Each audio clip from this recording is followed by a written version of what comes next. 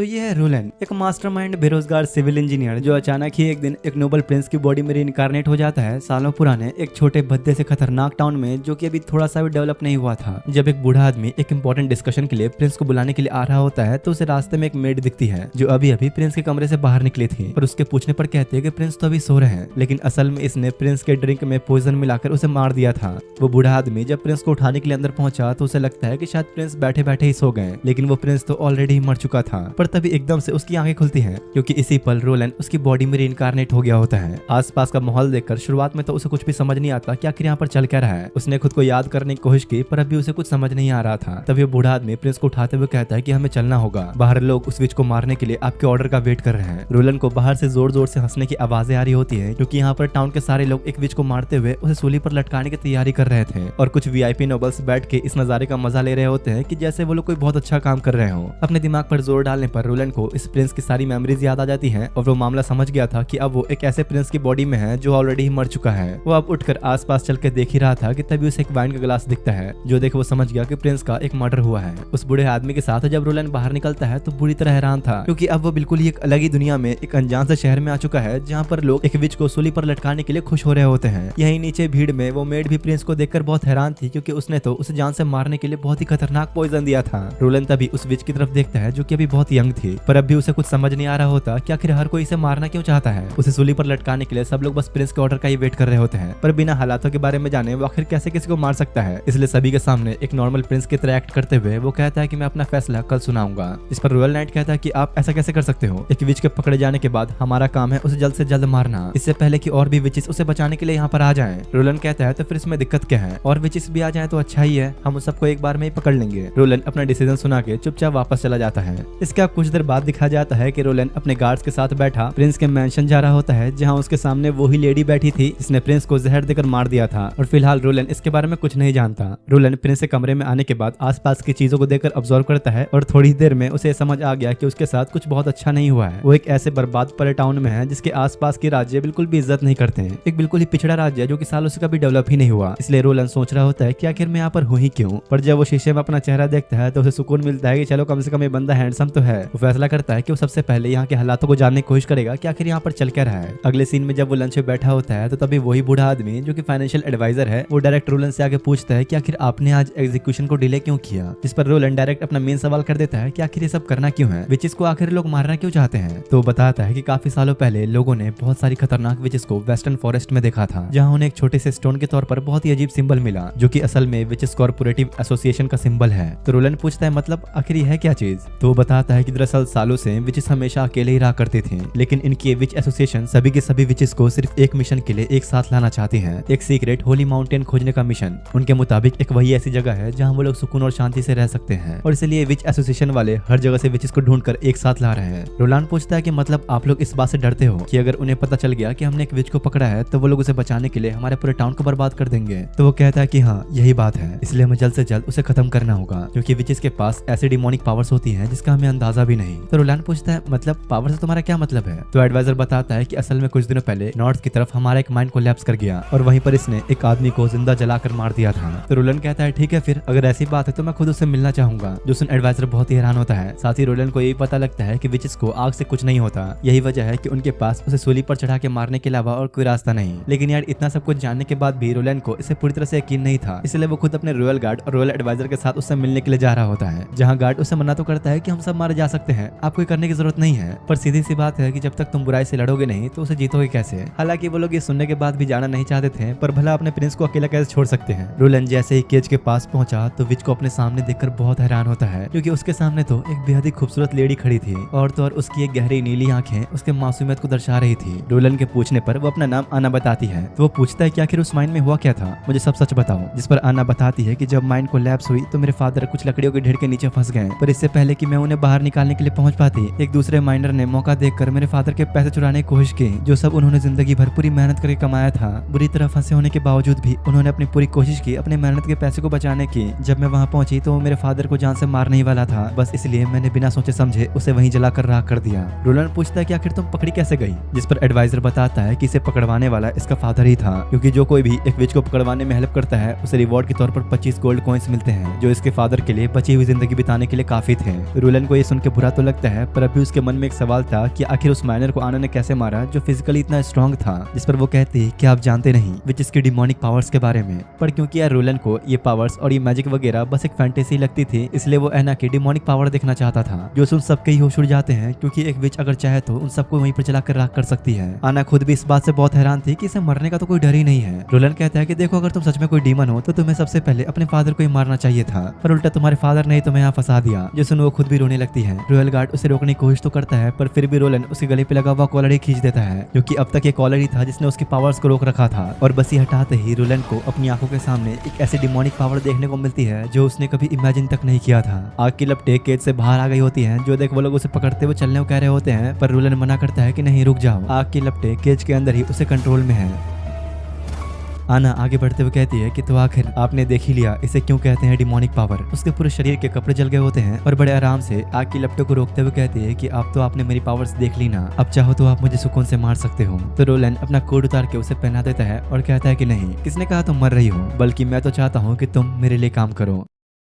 इसके बाद सीधा अगली सुबह दिखाया जाता है, जहां रोलन कुछ थर्मोडायनामिक्स के रूल्स को यूज करके एना की पावर्स को समझने की कोशिश कर रहा होता है, क्योंकि असल में अपनी पिछली जिंदगी में वो एक इंजीनियर था। एना के पावर्स को रोलन ने थर्मोडायनामिक्स के रूल्स से समझने की कोशिश की, जो किसी रूल्स को फॉलो ही नहीं करती थी। पर भाई यार, मैंने खुद थर्मोडायनामिक्स वाला चैप्टर ढंग से पढ़ा नहीं, इसलिए मुझे खुद नहीं समझ में आया कि आखिर इसने कंपेयर किया कैसे। इसी बीच बारो भी प्रिंस से मिलने के लिए आया होता है, जिस पर रोलन पूछता है तो फिर तुम्हारा काम पूरा हो गया क्या। असल में रोलन ने करवाया ये है कि एक दूसरे कैदी के मुंह पर कपड़ा बांधकर उसे सबके सामने फांसी के फंदे पे लटका दिया, जिससे सबको ऐसा लगा कि वो विच ही गई है। इसे कहते हैं भाई लाठी भी न टूटे और सांप भी मर जाए। और क्योंकि बारो ही यहाँ का फाइनेंशियल मिनिस्टर है, तो रोलन उससे टाउन की सारी रिपोर्ट मांगता है कि पिछले 10 सालों में कितना खर्चा हुआ और कितने टैक्सेस बढ़े हैं, सिटी से रिलेटेड हर एक चीज की रिपोर्ट। साथ ही एक और रिपोर्ट जिसमें उसे ये पता चले कि यहाँ कितने टेक्सटाइल्स, स्टील्स और सेरेमिक्स का प्रोडक्शन हो रहा है। ये सब सुन बारो बहुत हैरान होता है, क्योंकि अब तक वो जिस प्रिंस को जानता था वो बस एक मुर्दा लाश जैसा था, जिसे आसपास क्या हो रहा है कोई फर्क ही नहीं पड़ता। पर अब जो प्रिंस उसके सामने है वो बिल्कुल ही अलग, इसलिए वो सीधे पूछ लेता है कि आखिर आपको इन सब रिपोर्ट्स की जरूरत क्या पड़ गई। तो रोलन कहता है देखो, बस मैंने जितना बोला उतना करो, हम अपने ही टेरिटरी को ऐसे और बर्बाद नहीं कर सकते हैं। असल में रोलन ने अब तक यहाँ की जो भी जियोपॉलिटिक्स समझी है, उससे समझ में आया है कि यहाँ पर कई सारे और भी बड़े बड़े और वेल डेवलप्ड किंगडम्स हैं, जिन्हें अलग अलग प्रिंस और प्रिंसेस संभाल रही हैं। हर एक के पास अपना एक स्ट्रॉन्ग एम्पायर है, जहाँ वो लोग ऐश कर रहे हैं। और यहाँ रोलन पूरे किंगडम के बीचों बीच एक ऐसे बेकार से शहर में आ गया जहाँ सब कुछ बर्बाद है। रोलन अब बारोव से पूछा तुम्हें क्या लगता है मैंने क्या गलत किया। इस पर बारोव कहता है कि पिछले साल आपके डिसीजन के कारण जो सब हुआ, उसके बाद तो हमारा पूरा टाउन जमीन पे आ गिरा, न हमारे पास ढंग के साधन है और न ही खाने पीने के लिए ज्यादा सामान। रोलन पूछता है तो फिर तुम क्या सोचते हो सबसे ज्यादा कंट्रोल किसके पास है। जिस पर बारो बिना सोचे कह देता है रॉयल हाउट ऑफ फोर्ट्जा बेवलाडोन के पास। तो कहता है कि नहीं, तुम गलत हो, ये सब बस दिखावा है, क्योंकि जहाँ तक मुझे समझ में आया इस किंगडम को असल में चर्च कंट्रोल करता है। सिर्फ उसे ही किंग माना जाता है जिसे पोप ताज पहना है। चर्च का रूलर यानी फिलहाल जो दुनिया के लिए किंग है वो बस एक पपेट है, बस एक दिखावा। चाहे मेरे भाई बहन जितना भी अपनी टेरिटरी को स्ट्रॉन्ग कर लें, ये kingdom at the end church के कंट्रोल में ही रहेगा। और हाँ यार, मैं तुम लोग को एक चीज बताना भूल गया कि यहाँ पर जितने भी प्रिंस और प्रिंसेस हैं वो सब प्रिंस के भाई बहन हैं, जो फिलहाल किंगडम के अलग अलग राज्यों पे रूल करते हैं। रोलन ये समझ गया था कि अगर उसे किंग बनना है तो उसे चर्च के बनाए इस सिस्टम के बाहर खुद का किंगडम बनाना पड़ेगा। लेकिन सबसे बड़ी दिक्कत है किंगडम के लोग, क्योंकि चर्च ने सभी के दिलों में अपनी जगह बना ली है, इसलिए वो जो भी कहता है सब लोग मानते हैं। तो अगर वो लोग किस तरह साबित कर दें कि चर्च झूठा है, तो लोग तो वैसे ही उन्हें सपोर्ट करना बंद कर देंगे। और ये साबित करने के लिए काम आएंगे हमारी विचेस, क्योंकि चर्च ने लोगों के मन में ये भर दिया है कि विचेस बुरी होती है क्योंकि उनके पास डिमोनिक पावर्स हैं। तो अगर रोलन किसी तरह लोगों के सामने साबित कर दे कि विचेस बुरी नहीं होती, तो ऑब्वियस बात है कि लोग चर्च के ऊपर से अपना विश्वास खो देंगे।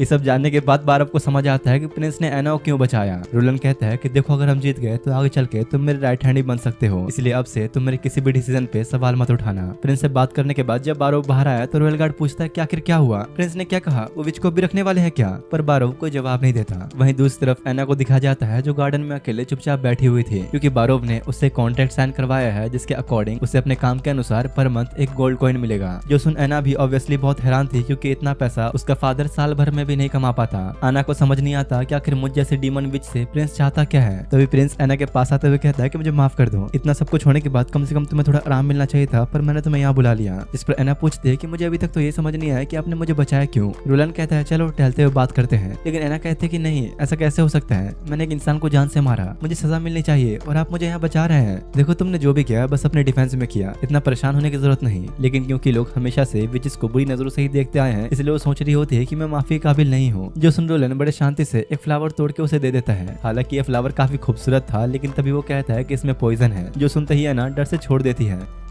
तो प्रिंस कहता है कि अरे चिंता मत करो, ये बस मजाक था, इसमें सच में कोई पॉइजन नहीं है, ये फूल अभी खूबसूरत है, बस मेरे हल्के से झूठ से तुम्हारी सोच बदल गई। विचिस की ताकतों के साथ भी कुछ ऐसा ही है, ना वो अच्छी है ना बुरी, बस उनकी ताकतों की वजह से लोगों की सोच इतनी बदल गई है कि हर कोई उन्हें खतरनाक मानता है। इस पर एना कहते हैं कि नहीं, ये पावर सच में खतरनाक है, हम विचिस एक छोटी सी भी गलती से पल भर में किसी आदमी को मार सकते हैं। रोलन कहता है कि देखो अगर तुम्हें मरना है तो ठीक है, कोई बात नहीं, तुम मर सकती हो, पर तुम्हें क्या लगता है मौत से सब कुछ ठीक हो जाएगा? तुम्हारा खुद बाप तक विचिस से नफरत करता है और उस जैसे हजारों लाखों लोग। अगर तुम हार मान के इसे सच्चाई मान लो तो कुछ भी नहीं बदलेगा, लेकिन अगर तुमने मेरा साथ दिया तो हम एक ऐसी दुनिया बना सकते हैं जहाँ विचिस आजाद रहेंगी। जो सुनने ना रोते हुए पूछते हैं क्या ये सब सच में हो सकता है? मैं भी ऐसी जिंदगी जीना चाहती हूँ, एक आम इंसान की तरह घूमना फिरना रहना और जीना। क्या तुम जो मुझे सपने दिखा रहे हो क्या ये सब सच में हो सकता है? रोलन उसकी तरफ हाथ बढ़ाते हुए कहता है कि हाँ, सब मुमकिन है, बस मेरा साथ दो। वो एना को अपनी पावर के ऊपर कंट्रोल लाने के लिए उसे और ज्यादा ट्रेनिंग करने के लिए कहता है ताकि पिछली बार जो हुआ वैसा कुछ दोबारा ना हो। रात होने पर उसी मेड को दिखाया जाता है जिसने प्रिंस को मारने की कोशिश की थी और एक चिट्ठी में प्रिंस के बदलते बिहेवियर के बारे में लिखकर किसी को भेज देती है।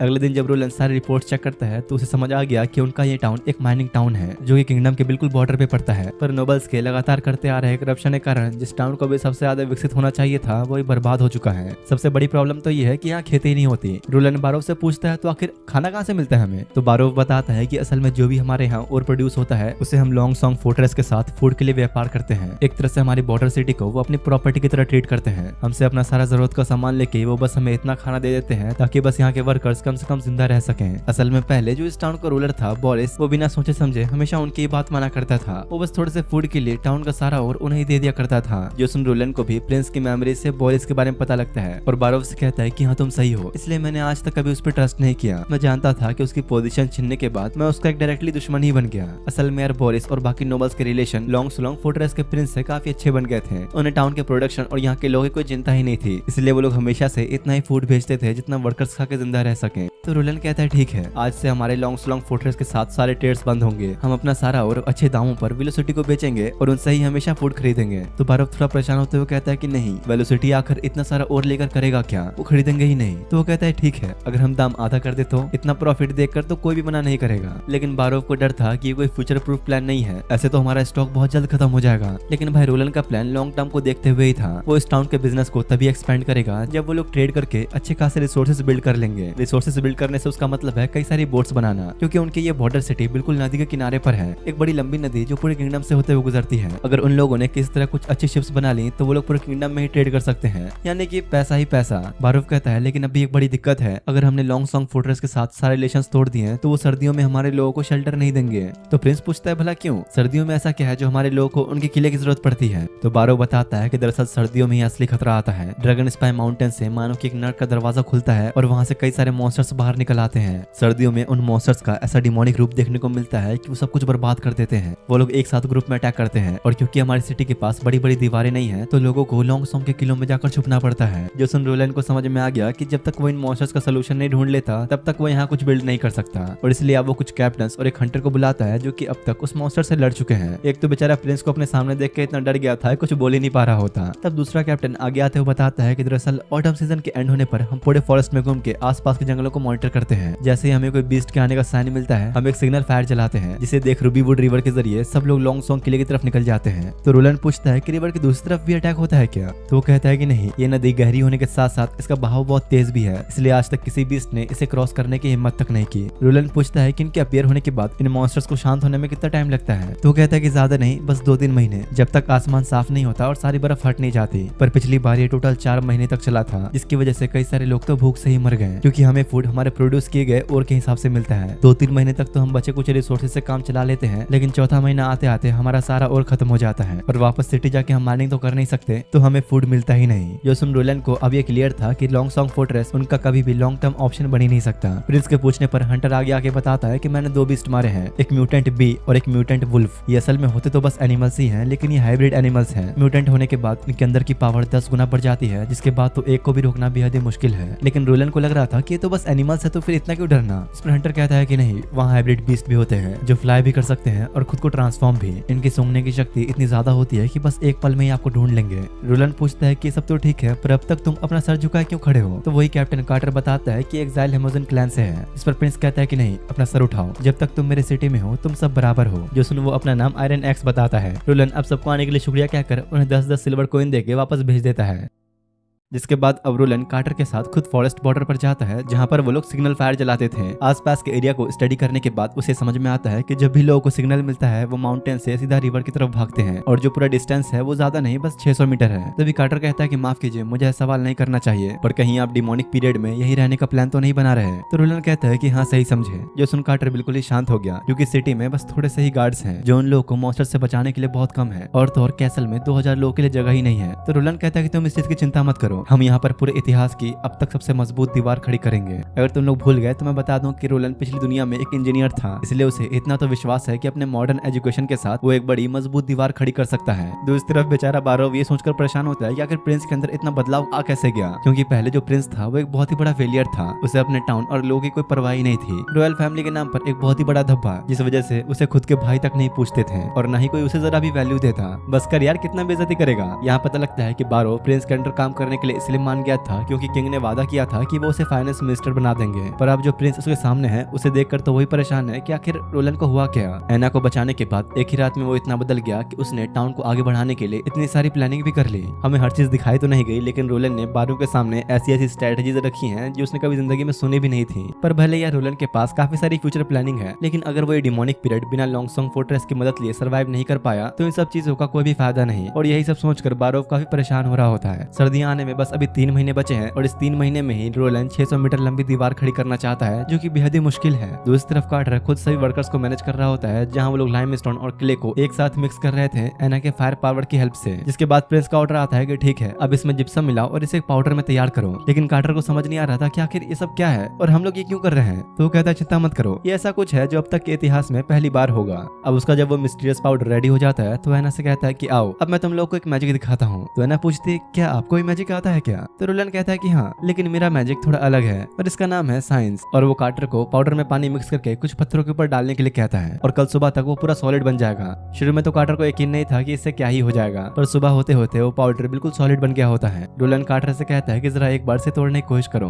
तो वो भी अपना फावड़ा लेके बहुत जोर से मारकर तोड़ने की कोशिश करता है, पर अब वो पाउडर स्टील जैसा मजबूत हो चुका था, जो देख कार्टर बहुत खुश हो गया कि अगर ऐसा तो हम तो बहुत जल्दी ग्रो कर सकते हैं। 5 साल में ही पूरी दीवार खड़ी हो जाएगी और तो और हमारा कैसल ही बहुत स्ट्रॉन्ग हो जाएगा। लेकिन अपना रोलन प्रिंस तो भाई इससे ही बड़ा सोच रहा था, एक बड़ी दीवार के साथ साथ 10,000 घर, जिसे लोगों को शेल्टर मिलेगा और सब सुकून से रह पाएंगे। रोलन ऐसे घर बनाना चाहता था जो बिल्कुल परफेक्ट हो, ऐसे घर जो आंधी तूफान भूकंप किसी से भी डिस्ट्रॉय ना हो। वो कार्टर से कहता है कि वॉल की कंस्ट्रक्शन अब तुम्हारी जिम्मेदारी है और एना का काम है रोज इन मटेरियल्स को बनाने में हेल्प करना। रोलन वापस जा ही रहा था कि तभी कार्टर पूछता है कि आखिर इस पाउडर का नाम क्या है। तो रोलन कहता है कि अच्छा, इसका नाम है सीमेंट। मतलब एक तरह से देखा जाए तो उसने यहाँ के लोगों के लिए सीमेंट का ही आविष्कार कर दिया। कुछ दिन बीतने के बाद रोलन को पता लगता है कि कंस्ट्रक्शन बहुत स्लो चल रहा है, अगर ऐसा ही चलता रहा तो टाइम पे काम पूरा ही नहीं हो पाएगा। बारो प्रिंस से कहता है कि देखिए कार्टर मेहनती तो है, लेकिन उसे कंस्ट्रक्शन का अभी तक कोई एक्सपीरियंस नहीं है। एक 600 मीटर जितनी लंबी वॉल बनाने के लिए हमें एक प्रोफेशनल आर्किटेक्ट की जरूरत पड़ेगी। रोलन को भी समझ में आ गया था कि सीमेंट वाला सोल्यूशन पावरफुल तो है, लेकिन अकेला सब कुछ नहीं संभाल सकता। इसलिए बारो से कहता है कि तुरंत जाओ और स्टोन मैसन्स को ढूंढो। स्टोन मैसन्स मतलब पत्थर तराशने वाले। लेकिन बारो कहता है कि नहीं, हमारे सिटी में कोई भी ऐसा स्किल्ड बंदा नहीं है। तो रोलन कहता है कि फिर बाहर जाओ, लॉन्गसोंग फोर्ट्रेस या फिर वेलोसिटी, जहां भी जाना पड़े जाओ, पर उसे ढूंढ के लाओ। दूसरी तरफ टाउन में एक आदमी फांसी वाली जगह पर जाके खड़ा होता है और सोच रहा होता है कि शायद यहीं पर मेरे स्टूडेंट आना को फांसी दी गई होगी, क्योंकि यार कुछ समय पहले तक ये बंदा आना का टीचर हुआ करता था, जब तक लोगों को ये नहीं पता चला कि वो एक विच है। वो अभी बहुत दुखी था क्योंकि कुछ दिन पहले ही उसके एक और स्टूडेंट ने कन्फ्रंट किया था कि वो भी एक विच है। अपने स्टूडेंट को ऐसे मौत की सजा मिलता देख उसके लिए तो जैसे नर्क के बराबर था। तभी उसे पास खड़ा एक आदमी आवाज देकर बुलाता है, क्योंकि ये टीचर देखने में थोड़ा पढ़ा लिखा लग रहा था, इसलिए वो लोग उसे बुलाकर कहते हैं कि जरा पढ़ के बताना ये रॉयल नोटिस में आखिर क्या लिखा है। टीचर जोर से पढ़ते हुए सभी को बताता है कि इसमें किस तरह के जॉब के बारे में लिखा है। 20-40 साल के लोग पत्थर तोड़ने के लिए चाहिए, कुछ जनरल वर्कर्स और मास्टर बिल्डर्स के लिए जगह खाली है, जिन्हें किले या फिर बड़ी इमारतें बनाने का अच्छा एक्सपीरियंस हो। सबकी सैलरी अच्छी होगी, जहाँ मास्टर बिल्डर्स को 1 गोल्ड कॉइन पर मंथ मिलेगा। जो सुन लोग बहुत खुश होते हैं कि चलो कम से कम हमें भी कमाने का मौका मिलेगा। टीचर भी समझ जाता है कि मेरे लिए भी एक लाइफ चेंजिंग चांस है और सीधा भागते हुए इंटरव्यू के लिए प्रिंस के पास आके बताता है कि मेरा नाम है कार्ल वान वेट, मैं भले ही यहाँ टीचर हूँ, लेकिन मैंने पैलेस डिजाइन और कंस्ट्रक्शन वर्क में भी काम किया है, साथ ही कई सारे पब्लिक प्रोजेक्ट्स में भी, जैसे कि एसफोर्ट का नाम सुनते ही बारो भी बहुत हैरान हो गया और पूछता है कि क्या तुम सच में एसफोर्ट के मेंबर थे। तो कहता है कि हाँ, मैं उनका एक मेंबर हूँ। तो रोलन पूछता है कि ऐसा कैसे हो सकता है, एसफोर्ट के टाइम तो बड़ा कोलैप्स हुआ था और वहाँ काम कर रहे सारे मेंबर्स को भी मार दिया गया था। तो कार्ल बताता है कि नहीं, वो सारी कहानी झूठी है। एसफोर्ट के बनते वक्त बहुत से एडमिनिस्ट्रेटर्स ने रिश्वत लेकर काम किया था। वो लोग बिल्डिंग में बड़े ही बेकार स्टोन यूज कर रहे थे, जिनके लिए उन्हें वार्न भी किया गया था, पर उन्होंने सब कुछ इग्नोर किया, जिसकी वजह से एक बड़ा एक्सीडेंट हुआ। लेकिन आखिर में वो एडमिनिस्ट्रेटर्स बच गए और सारे वर्कर्स को जान से मार दिया गया। मेरी किस्मत अच्छी थी कि मुझे ये सब वक्त से थोड़ा पहले ही पता लग गया, इसलिए मैं एक रात चुपचाप वहाँ से भाग गया और अब यहाँ आकर छुप छुप के जी रहा हूँ। तो प्रिंस पूछता है कि भला तुम ये सब मुझे अब क्यों बता रहे हो, वो भी अपनी जान रिस्क में डालते हुए।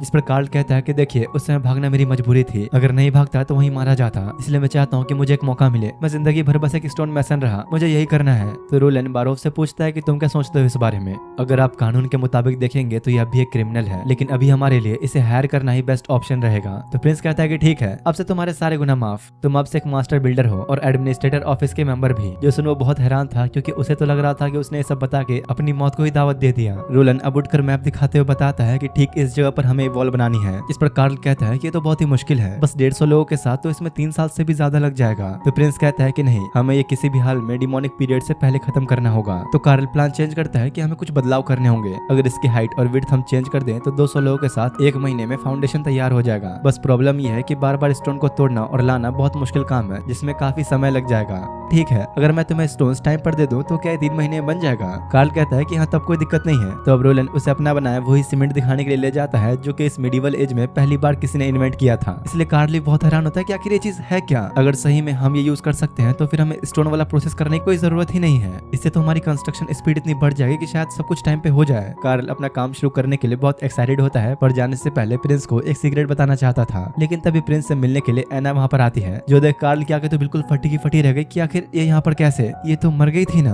एना भी कार्ल को पहचान लेती है और बताती है कि ये मेरे टीचर हैं। मैं तो तुम्हें सपनों में देखता रहता था, मुझे तो लगा था कि तुम अब नहीं रही, पर तुम्हें जिंदा देख के मैं बहुत खुश हूँ। और वो अपने घुटनों में बैठ के प्रिंस का शुक्रिया अदा करता है एना को बचाने के लिए। रोलन कहता है कि चिंता मत करो, मैं बाकी लोगों की तरह विचेस को बुरा नहीं मानता और न ही मैं चर्च की तरह कभी उनका शिकार करूंगा। जो देख कार्ल को प्रिंस पे विश्वास हो गया था और बताता है कि सिटी में एक और विच है और वो भी मेरे स्टूडेंट ही है। जो सुन रोलन हैरान तो था, पर फिर हल्का सा एक स्माइल करता है। वो एक बच्ची है जिसका नाम है नीना और उसे अभी अभी पता लगा है कि वो एक विच है। ये कितनी खुशी की बात है कि उसे भी आपकी हैरम बनने का मौका मिलेगा। दरअसल यार कार्ल को ये लग रहा था कि एना प्रिंस की हैरम बन गई है। उसे लग रहा था कि प्रिंस ने अपनी मौज काटने के लिए एना को अपने पास रखा है। जो सुन बारो बहुत हंसने लगता है कि इसने ये क्या समझ लिया। तब रोलन बताता है कि नहीं भाई, ऐसा कुछ नहीं है, मैंने एना को इसलिए बचाया क्योंकि मुझे उसकी हेल्प चाहिए थी, वही है जिसकी वजह से मैं ये सीमेंट बना पा रहा हूँ। जो सुन बेचारा कार्ल शर्म के मारे लाल हो जाता है। रोलन कार्ल से बात करने के लिए उसे साइड में लाता है, जहाँ बारोव से उन्हें पता लगता है कि नीना एक नोबल की बेटी है। अगर नोबल्स को पता लग गया कि वो एक विच है तो हालात बहुत ज्यादा खराब हो सकते हैं। रोलन कार्ल से कहता है कि अगर ऐसी बात है तो फिर तुम उसे अपना एक लेसन देने के बहाने मेरे पास ले आना, बाकी बारोव का काम होगा उसे चुपचाप अंडरग्राउंड किचन में लेकर आना। तो थोड़ी देर बाद ही कार्ल नीना को लेकर भी आ जाता है। बेचारी के गाल शर्म के मारे बड़े लाल हो रहे थे क्योंकि कार्ल ने रास्ते में उससे वही प्रिंस का हैरम बनने वाली बात की थी। रोलन अब सामने आते हुए उसे अपने पास बैठने को बुलाता है, पर वो बेचारी कुछ ज्यादा शर्मा रही थी। तो वो अब छोटी लड़कियों को बनाने वाला अल्टीमेट वेपन यूज करता है, जो कि है केक पेस्ट्री। जो देख उसका मन तो ललचा रहा था, पर फिर भी खुद को रोक लेती है। इसी बीच जैसे ही उसने एना को नीचे आते हुए देखा तो भागकर रोते हुए उसे गले लग जाती है, क्योंकि एना नीना के लिए एक बड़ी बहन जैसी थी। अब जब वो तीनों साथ बैठे होते हैं तो प्रिंस कहता है कि मुझे पता है कि तुम एक विच हो, पर मैं ये जानना चाहता हूँ कि आखिर तुम्हें ये कैसे पता लगा। तो नीना बताती है कि दरअसल मुझे 1 हफ्ते पहले एक छोटी सी बर्ड मिली थी जिसके पैर टूटे हुए थे। मैं उसे बचाना चाहती थी और इसी बीच मुझे फील हुआ कि जैसे मेरे हाथों से कुछ निकल रहा हो, एक अजीब सा पानी का चिपचिपा गोला जो पूरे बर्ड के अराउंड रैप हो गया और फिर पता नहीं कैसे वो ठीक हो गई। रोलन समझ जाता है कि इसकी पावर हीलिंग है और कार्टर से किसी इंजर्ड या फिर मरे हुए जानवर को लाने के लिए कहता है ताकि नीना के पावर्स टेस्ट कर सके। और इसके बाद रोलन उसकी पावर्स का सभी जानवरों के ऊपर एक एक करके टेस्ट लेता है, जहाँ नीना किसी के भी जख्म भर सकती थी, बॉडी का कटा हुआ कोई भी पार्ट जोड़ सकती थी, पर अगर वो पार्ट पूरी तरह से खो गया तो ठीक नहीं कर सकती, और सबसे इंपॉर्टेंट बात कि किसी मरे हुए को जिंदा नहीं कर सकती। कार्टर को भी ये देख समझ आ जाता है कि प्रिंस विचेस को बचा क्यों रहे हैं, ताकि उनकी पावर्स का एक सही जगह पर यूज हो सके। रोलन कहता है कि देखो हम इसे यहाँ रखने का रिस्क नहीं ले सकते, इसलिए अब रोज रोज किसी भी तरह नीना को यहाँ लाने का एक तरीका ढूंढो, हमें उसे और ट्रेनिंग देनी होगी। तो कार्टर पूछता है कि आप उसे मेंशन में क्यों नहीं रख लेते। रोलन कहता है कि ऑब्वियस सी बात है, अभी इसके विच होने के बारे में किसी को भी नहीं पता, और तो और वो नोबल फैमिली से भी है। अगर अभी हमने उसे यहाँ रख लिया तो बहुत बड़ी दिक्कत हो सकती है, क्योंकि सिर्फ डिमोनिक बीस्ट ही हमारी प्रॉब्लम नहीं है, आसपास भी हमारे बहुत से दुश्मन हैं जो हम पे नजरें गड़ाए बैठे हैं। वहीं दूसरी तरफ एक नाइट प्रिंस के बहन गार्सिया को लेटेस्ट न्यूज दे रहा होता है कि कैसे वेलेंग्रा फ्लीट एक सक्सेसफुल रेड से लौट आया। उन्होंने एक मर्चेंट शिप की इकोनॉमी को टारगेट किया जिसमें लूट इतना था कि पूरी एक आर्मी को साल भर बिठा के खिला सके। गार्सिया कहती है कि अरे वाह बहुत खूब, तो इस रेड को लीड करने वाले कैप्टन का क्या नाम है। तो बताता है कि उसका नाम ड्रेक है। जो सुनते ही गार्सिया उसी वक्त ड्रेक को एक नाइट की पोजीशन में प्रमोट कर देती है, जिससे अब अब उसके पास वेलंगरा फ्लीट का सारा कमांड होगा और साथ ही रेड में मिला पूरा सामान भी। नाइट कहता है कि लेकिन साथ ही एक बुरी खबर भी है, प्रिंस रोलन पर किया गया असैसिनेशन अटेम्प्ट फेल हो गया। उसकी वाइन में हमने पॉइजन तो दिया था लेकिन इससे बस वो कुछ सेकंड्स के लिए ही सोया। गार्सिया कहते हैं कि मतलब साफ है कि हम फेल हो गए, लेकिन फिर भी ठीक है कि अगर हमारी वो असैसिन अब तक पकड़ी नहीं गई तो मैं उसे एक और चांस दे सकती हूँ। साथ ही वो एक अल्केमिस्ट जिसका नाम एम्बिस है उसे फांसी की सजा देने के लिए कहती है क्योंकि उसने ही वो पॉइजन बनाया था जो प्रिंस के ऊपर काम नहीं किया। लेकिन गार्सिया को इस बात का अंदाजा भी नहीं कि दवा बिल्कुल सही थी, असली प्रिंस तो कब का मर चुका है और अब उसकी बॉडी में है एक बेरोजगार जीनियस इंजीनियर। इधर अगले दिन लॉन्गसॉन्ग फोर्ट्रेस का एम्बेसडर बॉर्डर सिटी यानी कि रोलन के टाउन में कुछ मिनरल्स लेने के लिए आया होता है और हैरानी की चीज उसे ये देखने को मिलती है कि वेलोसिटी का एक शिप बॉर्डर सिटी को ढेर सारा फूड ला कर दे रहा है।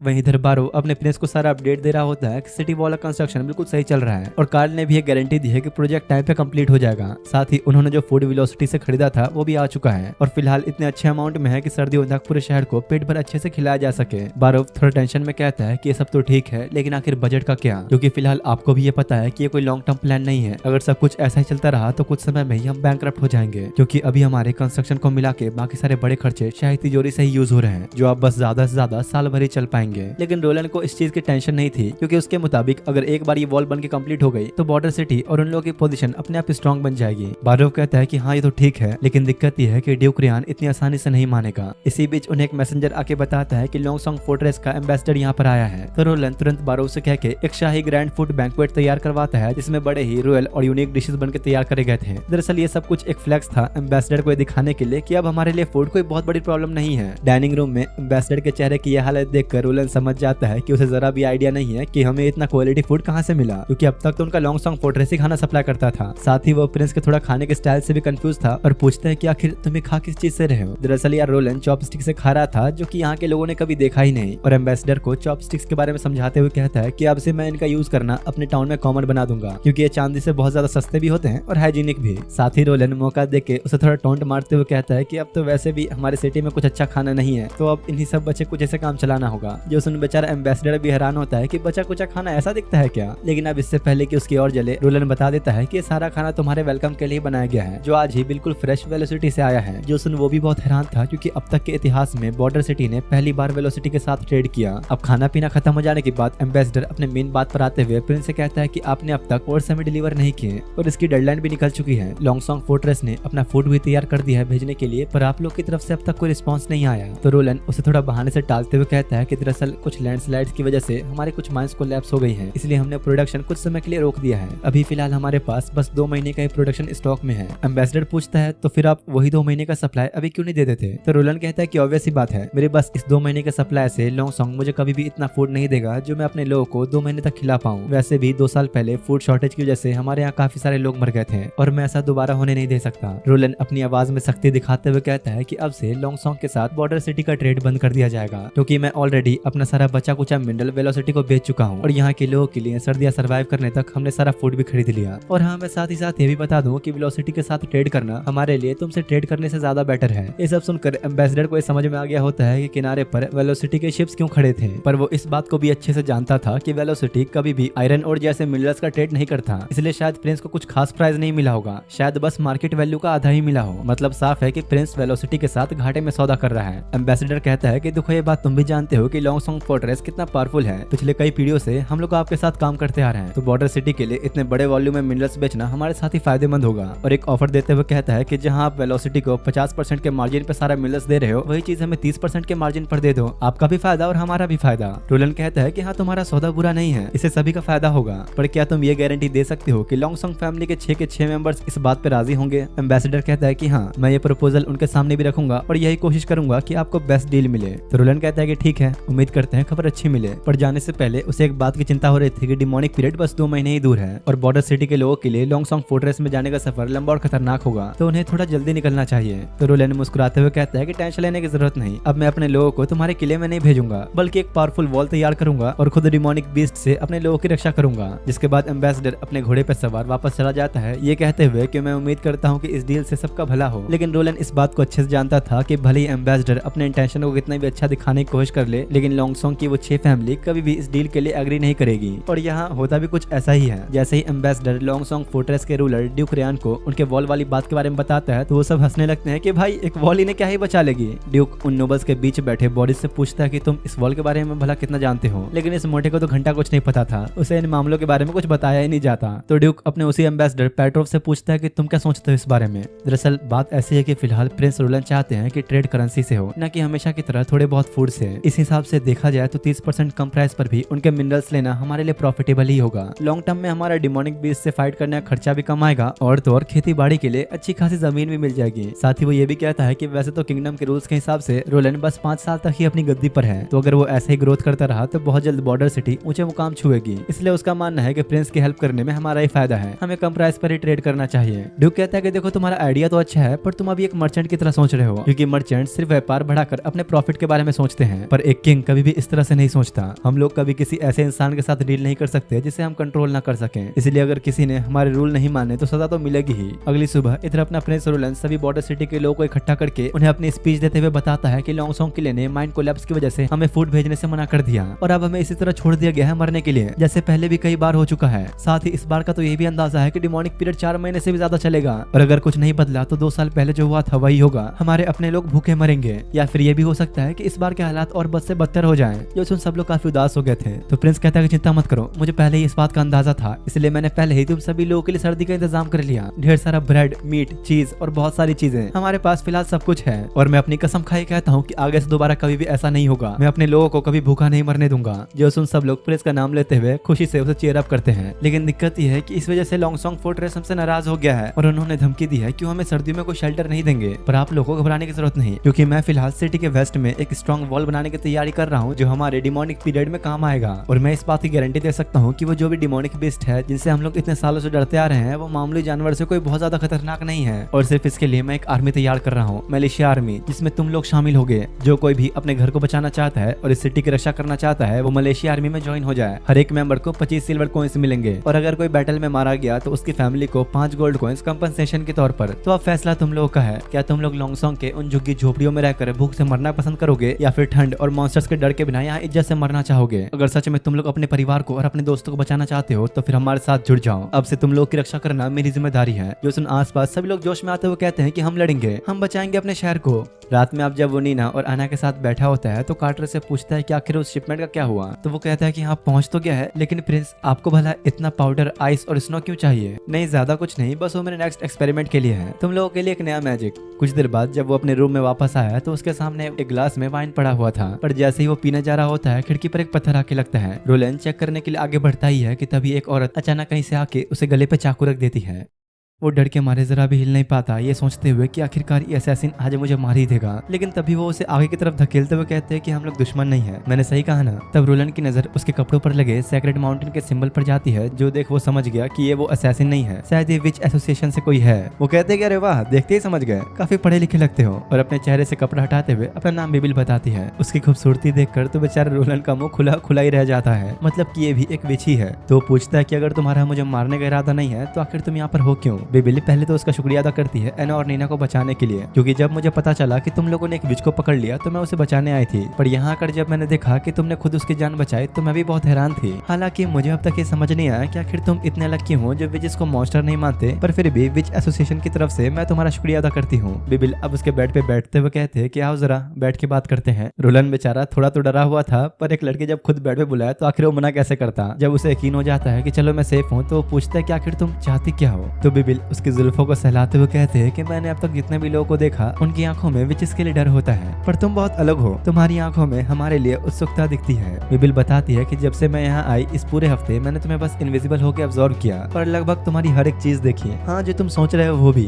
तो रोलन पूछता है कि तो भला अब क्यों सामने आई? तो बिबिल बताती है कि तुम्हारी एक मेड ने तुम्हारे वाइन में पॉइजन मिलाया था, अगर मैं सामने नहीं आती तो तुम अब तक रेस्ट इन पीस हो चुके होते। जो सुन रोलन भी हैरान था कि मेरे ही लोग मुझे मारना चाहते हैं। बिबिल कहते हैं कि हाँ सही कहा, तुम्हारा ये घर जितना तुम सोचते सोचते हो उतना भी सेफ नहीं है। रोलन जब उसका शुक्रिया अदा करता है तो वो कहते कि नहीं रहने दो, तुमने एना की जान बचाई और मैंने तुम्हारी, हिसाब बराबर। साथ ही मैं एना और नीना को अपने साथ ले जा रही हूँ। रोलन पूछता है पर क्यों, कहाँ ले जाओगी? वहीं जहाँ हमारी विच एसोसिएशन है, क्योंकि सिर्फ वही एक जगह है जहाँ हम जैसे विचेस शांति और सुकून से रह सकती हैं। तो रोलन कहता है कि नहीं ऐसी कोई बात नहीं है, मेरे साथ रहने में भी उन्हें कोई दिक्कत नहीं होगी, ये मैं वादा करता हूँ। नहीं, अभी एक चीज है जो तुम नहीं कर सकते, तुम उन्हें सेक्रेड माउंटेन तक गाइड नहीं कर सकते और वही उनकी असली जगह है। तो रोलन पूछता है क्या तुम नॉर्थ के माउंटेन्स की बात कर रही हो? लेकिन वो कोई जवाब नहीं देती। देखो मैं तुम्हें साफ बता दूं कि मैं उन्हें ऐसे ही जाने नहीं दे सकता। डिमोनिक पीरियड बस 2 महीने ही दूर है, पूरा माउंटेन स्नो से भर जाएगा और हर जगह सिर्फ और सिर्फ मॉन्स्टर्स भरे पड़े होंगे। तो मैं नीना और एना को ऐसी जगह भला कैसे जाने दे सकता हूँ? वो बिबिल से कहता है कि अच्छा होगा कि तुम और तुम्हारी बाकी विजिट्स हमारे शहर में ही रुक जाएं जब तक सर्दियां खत्म नहीं हो जाती और विंटर के बाद सेक्रेड माउंटेन की तरफ निकल जाना। जो सुन बिबिल समझ गए कि ये पूरी विच एसोसिएशन को सिटी में लाने की बात कर रहा है। हालांकि उन लोगों के लिए आइडिया इतना बुरा नहीं है, पर फिर भी वो मना कर देती है क्योंकि भले ही रोलन विचेस से नहीं डरता पर यहाँ के लोग डरते हैं और अगर ये बात चर्च को पता लग गई तो वो उन सबको मारने के लिए आ जाएंगे। बिबिल पूछती है कि आखिर तुम इतना बड़ा रिस्क क्यों लेना चाहते हो जबकि तुम्हारे लिए भी उन दोनों को भेज देना ही सही है? तो रोलन कहता है कि वो वैसी बात है, वो लोग मेरे लिए जरूरी है। बिबिल पूछती है तो फिर क्या तुम अपने और इस बॉर्डर सिटी के फायदे के लिए एना की जान खतरे में डालना चाहते हो? यहाँ रोलन को ये जानने को मिलता है कि जब विचेस 18 साल की होती है तो उनकी लाइफ का बहुत ही बड़ा टेस्टिंग फेज शुरू होता है। ज्यादातर विचेस डिमोनिक पीरियड के बीच ही अवेकन होती है और जो भी 18 साल से पहले अवेकन नहीं होती वो कभी भी विच नहीं बन पाती और जो बन चुकी होती हैं उन्हें हर साल अपने अवेकनिंग के दिन डिमोनिक पोजेशंस झेलना पड़ता है। उनका पूरा शरीर अपने लिमिट तक पहुंच चुका होता है, बॉडी सारा खून बाहर फेंकने लगता है और आंखें तो मानो बाहर ही आ जाती हैं। तब अगर वो इस दर्द को सर्वाइव कर जाए तो उनका शरीर 4-5 दिन में रिकवर हो जाता है, लेकिन अगर वो फेल हो गई, सह नहीं पाए तो उनकी बहुत ही दर्दनाक मौत होती है। उनका पूरा शरीर ऐसे जल के राख हो जाता है कि जैसे किसी ने उन्हें आग की भट्टी में ही डाल दिया हो। बिबिल कहते हैं कि सिर्फ इसलिए बहुत सारी विचेस 18 साल पे ही मर जाती हैं। एना भी जल्द ही अपने अवेकनिंग स्टेज पे पहुंचने वाली है, इसलिए प्लीज तुम समझो उसका हमारे साथ एसोसिएशन में रहना ही ज्यादा अच्छा होगा। वो कहती है कि देखो मैं जानती हूँ कि एना और नीना तुम्हारे लिए इंपॉर्टेंट है, पर कम से कम उन्हें एक जीने का चांस तो मिलना चाहिए। जो सुन रोलन भी मान जाता है क्योंकि अगर एना को कुछ भी हुआ तो वो खुद को कभी माफ नहीं कर पाएगा। तो बिबिल उसे थैंक्स कहते हुए गायब हो जाती है। रोलन अब एना के रूम में जाकर उसे सब कुछ समझाता है कि तुम्हारा यहाँ से जाना कितना जरूरी है, लेकिन हैरानी की बात तो ये थी कि एना जाने से साफ इनकार ही कर देती है। तो बिबिल खुद सामने आकर समझाती है कि तुम्हारे लिए कितना खतरनाक हो सकता है, पर एना का साफ कहना था कि मैं सब सह लूंगी, अगर मैं प्रिंस के साथ हूँ तो मतलब मैं सेफ हूँ, इसलिए मैं यहीं रहूंगी। जो देख रोलन कुछ बोल ही नहीं पाता। बिबिल भी उसकी बात की रिस्पेक्ट करते हुए मान जाती है और कहती है कि ठीक है, मदद के लिए मैं भी सिटी में ही रुकूंगी। और प्रिंस के पास आके धीरे से कहती है कि अब ये तुम्हारी जिम्मेदारी है, इसका ख्याल रखो। वो भी ये चीज देखकर खुश था कि एना ने उसके साथ ही रहने का फैसला किया। अगली सुबह जैसे ही रोलन सोकर उठा तो कार्टर आके बताता है कि दरअसल आपकी मेड ड्राया मरी हुई पाई गई और आसपास किसी के होने का निशान भी नहीं था। ये सुन रोलन समझ जाता है कि जरूर ये बिबिल का ही काम होगा। वो बिना सबूत छोड़े उसे मार के भी चली गई, लेकिन अगले ही पल वो उसके रूम में आ जाती है और कहती है कि देखो शायद मैं तुम्हारे लिए कुछ काम का लेकर आ गई, और रोलन को एक पेपर दे देती है जिसमें लिखा था कि कौन उसे मारना चाहता है। और हाँ, तुम ये मत सोचना कि मैंने तुम्हारी मेड को मारा, उसने अपने दांतों में पहले से कोई पॉइजन छुपा रखा था और जैसे ही मैं उसके पास पूछताछ के लिए गई उसने वो पॉइजन ही निगल लिया। मैंने बस हालात को एक्सीडेंट की तरह दिखाने की कोशिश की है। बिबिल के दिए हुए उस सबूत को पढ़कर रोलन को पता लगता है कि ड्राया की बहन को किडनैप करके उसे ये काम करने के लिए मजबूर किया गया था। पर सबसे बड़ी हैरानी की बात तो ये थी कि ये खुद उसकी बहन ने करवाया, जो अपने भाई को ही जान से मारना चाहती है। अब कुछ देर बाद रोलन की बारो और कार्टर के साथ एक मीटिंग होती है जो बताते हैं कि सारे मिनरल्स 50% प्राइस पर बेचने के बाद भी हमें 200 गोल्ड कॉइन मिले, जो एक अच्छा अमाउंट है क्योंकि सारे खर्चे निकालने के बाद भी हमारे पास 90 गोल्ड कॉइन्स बच रहे हैं जो सर्दियों में काम आ जाएंगे। साथ ही कार्टर बताता है कि हमारे मलेशिया आर्मी में लोग तो ज्वाइन हो रहे हैं, जल्द ही 100 लोगों का टारगेट भी पूरा हो जाएगा, लेकिन ट्रेनिंग में एक बहुत बड़ी प्रॉब्लम है क्योंकि ऑब्वियस ही बात है कि हम इन किसानों और मजदूरों से ये एक्सपेक्ट नहीं कर सकते हैं कि वो इन बड़े बड़े और खतरनाक डिमोनिक बीस्ट से लड़ पाएंगे। ये लोग तो ठीक से तलवार भी नहीं पकड़ सकते हैं। तो रोलन पूछता है कि फिर इस चीज के लिए हम क्या करें? तो कार्टर कहता है क्यों ना हम बोरिस से जाकर उसे थोड़ी हेल्प लें। तो रोलन कहता है कि हाँ ठीक है, ये भी ट्राई करके देख लो। ये सुन कार्टर भी जाने की तैयारी करने के लिए निकल जाता है। बारोफ कहता है कि देखिए आप बुरा मत मानिएगा, पर कार्टर अभी नोबल से काम को नहीं समझ पाता, वो अब भी काफी भोला है। तो रोलन कहता है कि हाँ ये मुझे भी पता है, मैंने तो बस उसे खुश करने के लिए हाँ बोल दिया, क्योंकि मुझे भी अच्छे से पता है कि बोरिस जैसा इंसान हमारी कोई हेल्प नहीं करेगा। फिर बारोफ पूछता है कि तो अब ये सब होगा कैसे, क्योंकि हमारे लोग के पास तो कॉम्बैट एक्सपीरियंस भी नहीं है और तो और स्वॉर्ड्स और शील्ड की भी बहुत कमी है। तो रोलन कहता है कि चिंता मत करो चाचा, कोई वेपन से कमी नहीं होगी, क्योंकि मैंने कुछ बिल्कुल ही नया बनाने का सोचा है जो दुनिया बदल के रख देगी। और उसने अपने इस नए प्रोजेक्ट पे एना के साथ मिलकर काम करना भी शुरू कर दिया था। वो एना से कहता है कि देखो तुम्हें फिलहाल कुछ नया करना होगा, सारी की सारी फ्लेम एनर्जी अपने फिंगर टिप पे फोकस करो तब तक जब तक ये ब्लू कलर जैसा न बन जाए। पर एना इसे सही से नहीं कर पाती और थक के उसकी बाहों में गिर जाती है। एना कहती है कि मेरी इतनी एनर्जी आज तक तो यूज नहीं हुई, आखिर आप बनाना क्या चाहते हो? मैं तुम्हें ऐसे बता के समझा तो नहीं सकता, बस इतना समझ लो कि मेरे इस आविष्कार के बाद एक नया एरा शुरू होगा। रात में अब जब बिबिल प्रिंस से मिलने मिलने आए तो उसके बनाए ब्लूप्रिंट्स लेकर आती है जो उसने अब ले लिए हैं और कहती है कि ये चीज तो आज तक के इतिहास में किसी ने नहीं बनाई, ये हमारे एसोसिएशन के लिए भी काफी यूजफुल होगा। हाँ ठीक है, अगर ऐसा तो फिर रख लो, मैं दोबारा बना लूंगा। बिबिल कहती है कि वैसे मैं एना से अब काफी जेलस हो रही हूँ क्योंकि उसके पास कोई है जो हर पल उसका ख्याल रखता है और खुद से भी ज्यादा भरोसा करता है। विच बनने के बाद मैंने आज तक किसी पे भरोसा नहीं किया, पर अब एना और तुम्हें देख के मुझे ऐसा लग रहा है कि मैं काफी ज्यादा बदल रही हूँ। सुबह होने पर प्रिंस कार्टर के साथ बोरिस से मिलने के लिए जाता है, जहाँ उन्हें बोरिस का महल कुछ ज्यादा ही शानदार और आलीशान लग रहा था। उनके पहुंचने पर बोरिस बड़े ही फेक तरीके से उनका वेलकम करता है, जो कि रोलन को साफ पता चल रहा था कि ये बस दिखावा कर रहा है। इसलिए वो अब सीधा अपने मुद्दे की बात पर आते हुए कहता है कि मुझे अपने मलेशियन आर्मी में कुछ इंस्ट्रक्टर्स, अच्छे वेपन्स और फाइटर्स चाहिए ताकि हम बॉर्डर सिटी को प्रोटेक्ट कर सकें। और जैसा रोलन को अंदाजा था, वो बहाना मारते हुए कहता है कि मुझे माफ करना, मेरे सोल्जर्स अभी काफी थके हुए हैं, और उन्हें एक बॉक्स देते हुए कहता है कि बस मैं फिलहाल आप लोग की इतनी मदद कर सकता हूँ। कार्टर ने जब बॉक्स खोला तो उसमें सिर्फ एक ही गोल्ड कॉइन होता है। कार्टर को तो बड़ा ही गुस्सा आ रहा होता है, लेकिन रोलन उसे शांत रहने को कह के खड़े होते हुए उसे थैंक्स कहकर वापस चला जाता है। रास्ते में कार्टर माफी मांगते हुए कहता है कि प्लीज मुझे माफ कर दीजिए, मेरे कहने पे आप वहाँ गए और उसने आप कैसी बेइज्जती की। रोलन कहता है कि तुम इसकी टेंशन मत लो, मैं तो बस तुम्हें इन नोबल्स की असलियत दिखाना चाह रहा था। वैसे भी मेरे पास मेरा अपना प्लान है और अब से मैं मलेशियन आर्मी को खुद ट्रेनिंग दूंगा, भले ही वो गाँव के कुछ आम लोग ही क्यों ना हो, अब वही मेरी आर्मी बनेंगे। जिसके बाद अगले दिन प्रिंस मलेशिया आर्मी के सभी वॉलंटियर्स को मेन वॉल के सामने जमा करता है और उन्हें हायर करने के लिए ये अनाउंस करता है कि सभी को 10 सिल्वर कॉइंस पर मंथ और साथ ही में भरपूर खाना और रहने की सुविधा दी जाएगी। रोलन अच्छे से जानता था कि इन लोगों को अपनी तरफ करने के लिए इतना बहुत होगा। इन्हीं लोगों के बीच वोनर नाम के एक बंदे को दिखाया जाता है जिसका भूख से बुरा हाल था, तो उसके दोस्त मजाक उड़ाते कि भाई तू ठीक तो है ना, कहीं तो सिक्के देखने से पहले ही ना मर जाए, लेकिन अगर तुम मर गए तो तुम्हारी माशुका का क्या होगा। असल में वोनर अपनी गर्लफ्रेंड के लिए ही इस आर्मी में ज्वाइन होना चाहता है ताकि अच्छे खासे पैसा कमाकर उसे शादी कर सके, क्योंकि साल के एंड होने से पहले वो उसे शादी के लिए प्रपोज करना चाहता है। तभी इधर कार्टर प्रिंस की एंट्री अनाउंस करते हुए सभी को एक लाइन में खड़ा होने के लिए कहता है। रोलन को इस तरह अपने सामने खड़ा देख वोनर बहुत हैरान था, क्योंकि वो पहली बार किसी रॉयल पर्सन को इतने पास से देख रहा है। रोलन कहता है कि देखो तुम लोग ये मत समझना कि तुम बस कमाने के लिए यहाँ पर हो, तुम यहाँ अपने जमीन, अपने घर और अपने परिवार वालों को बचाने के लिए आए हो। अब तुम सभी लोग मलेशिया आर्मी के मेंबर्स हो, तो ध्यान रखना कि ट्रेनिंग टफ होगी, लेकिन हाँ उसका इनाम भी मिलेगा। जो कोई भी ट्रेनिंग में अच्छा करेगा और पास होगा उन्हें लंच में एक्स्ट्रा एग मिलेगा, क्योंकि यहाँ पर इन लोगों के लिए नॉर्मल सा एग, अंडा एक लग्जरी आइटम है, इसलिए वो लोग तो बहुत खुश होते हैं। फिर अब रोलन अब तक सबसे बेस्ट हंटर आयरन एक्स को उन सभी से मिलवाते हुए कहता है कि तुम लोगों को अब से यही ट्रेन करेगा। कार्टर इस फैसले से खुश तो नहीं लग रहा था, पर प्रिंस इस बात पर ध्यान न देते हुए सभी से कहता है कि देखो जो भी अच्छा करेगा उसके रैंक को और ऊपर बढ़ाया जाएगा, अब चाहे वो कैसे भी करे। जिसके बाद तुरंत ही आयरन ऐलान करते हुए अपनी ट्रेनिंग का पहला शिफ्ट शुरू करता है, जिसमें सभी लोगों को बस 30 मिनट तक सीधा खड़े रहना है बिना हिले। जो ये कर लेगा उसे एक एग और एक गिलास दूध मिलेगा। जिसके बाद बस इस 30 मिनट के अंदर ही सभी की हालत बहुत बुरी हो जाती है। अपना वोनर भी बेचारा पूरी कोशिश करके कैसे भी करके 30 मिनट तक खड़ा रहता है। वो लोग काफी थक तो गए थे, पर साथ ही खुश भी कि चलो आपसे कुछ नया सीखने को मिलेगा। आयरन कार्टर को अपनी पहली ट्रेनिंग का रिपोर्ट देता है, जिसे देख के साफ पता लग रहा था कि इन दोनों में अब तक कुछ खास दोस्ती नहीं हुई है। इधर वोनर और उसके दोस्त सोच रहे होते हैं क्या सही में प्रिंस ने जो बोला है वो करेंगे भी या नहीं, क्योंकि नोबल्स पे तो आजकल कोई भरोसा ही नहीं करता।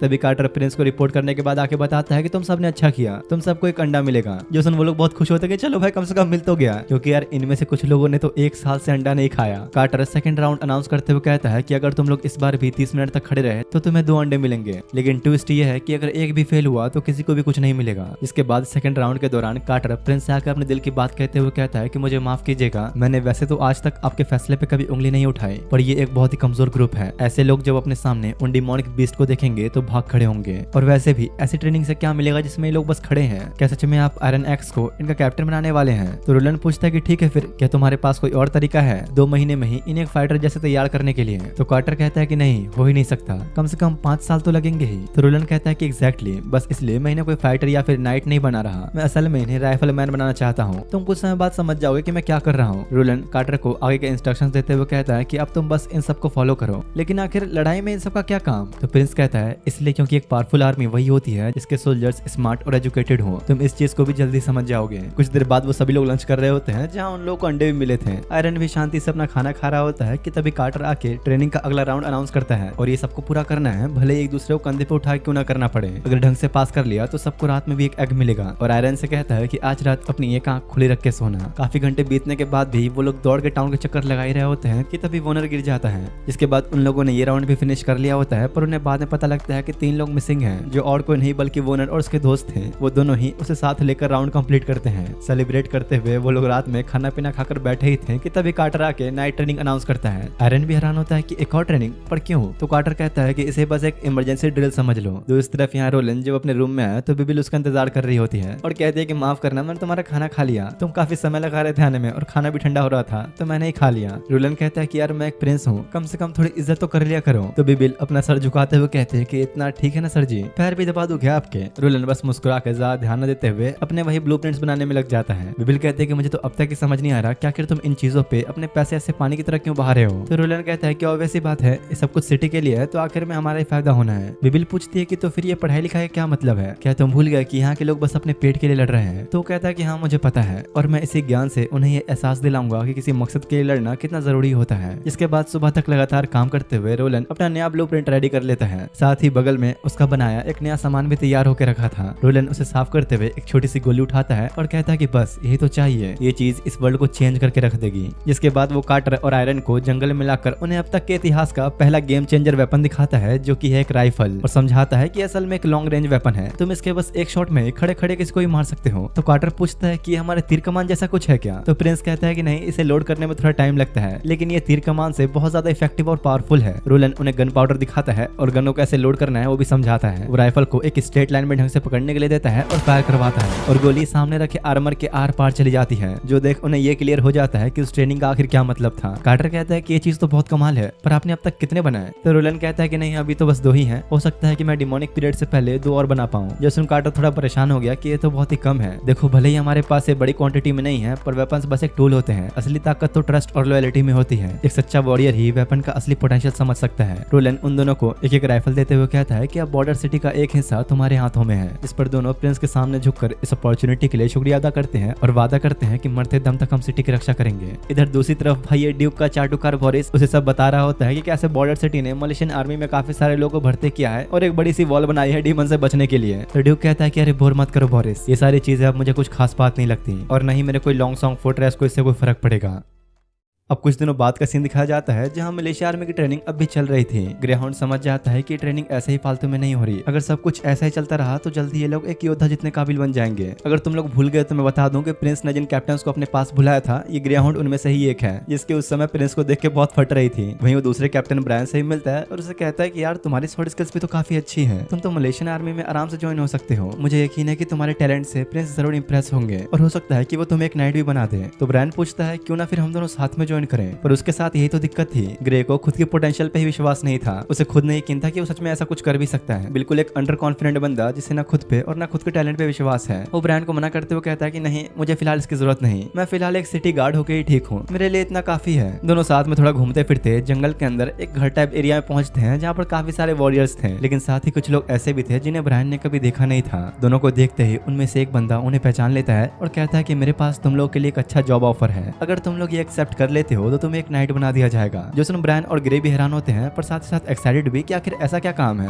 वो कहता है कि देखो मैं तुम्हें साफ क्लियर कर दूं कि मेरे जो अंकल हैं वो ड्यूक के one of the trusted man में से एक हैं, पर तुम्हारे प्रिंस ने ड्यूक के ऑफर को ठुकरा के उसकी ही बेइज्जती की और बस इसलिए मैं यहाँ आया हूँ और मुझे अब तुम लोग की हेल्प चाहिए प्रिंस के कैसल में जाने के लिए। ग्रे और ब्रायन दोनों ही ये सुनकर समझ गए थे कि यहाँ पर चीजें कुछ ठीक नहीं, पर फिर भी बेचारा मासूम ग्रे पूछ लेता है कि आखिर तुम लोग कैसल में जाके क्या प्रिंस को मारने वाले हो, पर वो तो 4th प्रिंस है ना, तुम भला उन्हें क्यों मारना चाहते हो। जिस पर वो कहता है कि अरे नहीं, शायद तुमने गलत समझ लिया, अगर हमने ऐसे ही जाकर डायरेक्टली प्रिंस को मार दिया तो सारा इंजाम फिर ड्यूक पर आ जाएगा, इसलिए हमारा प्लान इससे भी ज्यादा आसान है, बस किसी ऐसी चीज को डिस्ट्रॉय करना जिस पर अभी बॉर्डर सिटी डिपेंड करती है, जो कि है फूड सप्लाई। हमारा काम बस इतना है कि उसके फूड सप्लाईज को जो कि स्टॉक में रखे हुए हैं उसे जलाकर राख कर देना, और जो भी ड्यूक के इस काम में उनकी हेल्प करेगा उन्हें नाइट का दर्जा दिया जाएगा, और तो और लॉन्ग सॉन्ग के ईस्ट में मौजूद कुछ जमीनें भी तुम्हारे नाम करी जाएंगी। ब्रायन तो ये सब सुन के हैरान था और सोच रहा होता है कि आखिर वो अब करे तो करे क्या, पर बेचारा भोला भाला ग्रे बिना कुछ सोचे समझे अपने मन की बात कर देता है कि आखिर तुम लोग करना क्या चाहते हो। इस साल डिमोनिक पीरियड 4 महीने तक भी रह सकता है, अगर सारा फूड सप्लाई खत्म हो गया तो बॉर्डर सिटी के अंदर मौजूद हर एक इंसान मारा जाएगा। ब्रायन समझ जाता है कि अब ये लोग क्या करने वाले हैं, क्योंकि कुछ लोगों ने अपनी तलवारों के साथ उन्हें घेरना शुरू कर दिया था, क्योंकि अब वैसी बात है कि अब वो दोनों ही प्लान जान चुके हैं, तो या तो वो इसमें शामिल हो जाए या फिर यही मारे जाएं। ब्रायन सोचने लगता है कि आखिर अब मुझे क्या करना चाहिए, क्या बोलूं इन्हें, और तभी वो उनसे पूछता है कि आखिर तुम लोग कैसल में घुसो कैसे, क्योंकि सारा फूड सप्लाई तो अंदर लॉक करके सेफ रखा गया है। तो बंदा हंसते हुए कहता है कि इसलिए तो बस तुम लोग यहाँ पर हो, मुझे ये अच्छे से पता है कि तुम्हें कैसल में जाने का एक सीक्रेट रास्ता पता है जिससे हम उस कुएं में निकलेंगे जो कि प्रिंस कैसल के अंदर है, इसलिए बस तुम्हारा काम होगा हमें वहां तक चुपचाप ले जाना। ब्रायन तो ये सब सुन होशी उड़े हुए थे, क्योंकि उसका हमेशा सपना था एक नाइट बनने का। वो इस प्लान के लिए हाँ करने ही वाला होता है कि तभी ग्रे चिल्ला देता है और कहता है कि आखिर तुम लोग करना क्या चाहते हो, एक नाइट कभी भी अपने प्रिंस को धोखा नहीं देता, वो हमेशा अपने मरते दम तक कमजोरों की मदद करते हैं, और तुम कह रहे हो कि हम एक नाइट बनने के लिए एक पूरे शहर को मार दें। जो सुन ब्रायन होश में आ गया और समझ जाता है कि अगर अभी ग्रे ना होता तो वो कितना गलत फैसला ले लेता, पर इस छपरी जैसी शक्ल वाले बंदे को जरा भी ये बात पसंद नहीं आती और अगले ही पल अपनी अपनी तलवार से ग्रे को मार देता है। अपने दोस्त को अपनी ही आंखों के सामने मरता देख ब्रायन को खून तो खोल रहा था, लेकिन वो ये अच्छे से जानता था कि वो फिलहाल तो इसे जीत नहीं सकता, इसलिए फिलहाल ब्रायन को उनकी बात माननी पड़ती है। तो अब उनका साथ देते हुए ब्रायन उन्हें कैसल में ले जाने के लिए वही सीक्रेट रास्ता दिखा देता है। हालांकि वो बिल्कुल भी अपने प्रिंस को धोखा नहीं देना चाहता, वो बस किसी तरह ग्रे का बदला लेना चाहता है। इसलिए जब वो लोग सीढ़ियों से नीचे उतरते हुए उस सीक्रेट रास्ते की तरफ जा रहे होते हैं, ब्रायन उनमें से एक को दबोच लेता है और उसे पकड़ के सीढ़ियों से लुढ़कता हुआ नीचे ले गया। अगले ही पल स्टोरेज रूम में ब्रायन के सामने मौजूद वो सभी लोग उसे मारने के लिए तैयार खड़े थे। उसका चेहरा देखकर साफ पता लग रहा था कि वो भी फिलहाल पीछे हटने के मूड में तो नहीं है। वो लोग चारों तरफ से ग्रुप बनाकर उसे घेर कर हमला करने की कोशिश तो करते हैं, पर ब्रायन की शॉट स्किल्स इतनी बेहतरीन थी कि उन सबको बारी बारी करके थोड़ी देर में निपटा देता है। आखिर में वही छपरी जैसे दिखने वाला बंदा बचा होता है जिसने ग्रे को मारा था।